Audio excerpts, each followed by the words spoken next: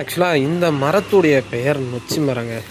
எல்லாருக்கும் தெரிஞ்சிருக்கும் போது தான் தெரியாதவங்களுக்கு நான் இந்த வீடியோவில் இந்த மரத்தை பற்றின இந்த மரத்துடைய புராணங்களை பற்றி நான் சொல்ல போகிறேன். இது வந்து நொச்சி மரம். இந்த மரத்தினுடைய பலன்கள்லாம் என்ன அப்படின்னு பார்த்தீங்கன்னா, உடல்நலம் சரியில்லாதவங்க, ஜுரம் அடிக்கிறவங்களுக்கு, அல்லது வந்து பயங்கரமாக வந்து சளி பிடிச்சவங்களுக்கு வெந்நீரை வச்சு இதை தூக்கி அதில் போட்டு ஆவி பிடிச்சா குணமடையும். இப்போவும் இது வந்து நடைமுறையில் இருக்குங்க நிறைய கிராமங்களில். ஸோ இன்னொன்று என்ன அப்படின்னு பார்த்தீங்கன்னா, இந்த நொச்சிக்கு உண்டான தன்மை என்ன அப்படின்னு பார்த்தீங்கன்னா வந்து கொசு அண்டாருங்க. அதனால் மோர் தென் பீப்புள் கிராமங்களில் என்ன பண்ணுவாங்க அப்படின்னு பார்த்தோன்னா, வீடை சுற்றி இந்த மரங்களை அழகாக நட்டு வைப்பாங்க.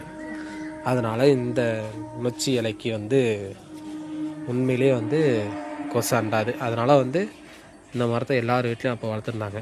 இதில் அதிகபட்சமாக எனக்கெல்லாம் எங்கள் அம்மா என்ன பண்ணியிருக்காங்க அப்படின்னு பார்த்தீங்கன்னா, இந்த செடிகளை வந்து வீட்டில் வந்து கறி வச்சுருப்பாங்களே, அடுப்பு கறி, அதை நல்லா அந்த நெருப்போட இந்த இலையில சுற்றி ஒரு துணியை வச்சு உடம்புல ஒத்தரம் கொடுத்தாங்க அப்படின்னா உடம்பு வலி உடனே கேட்கும்.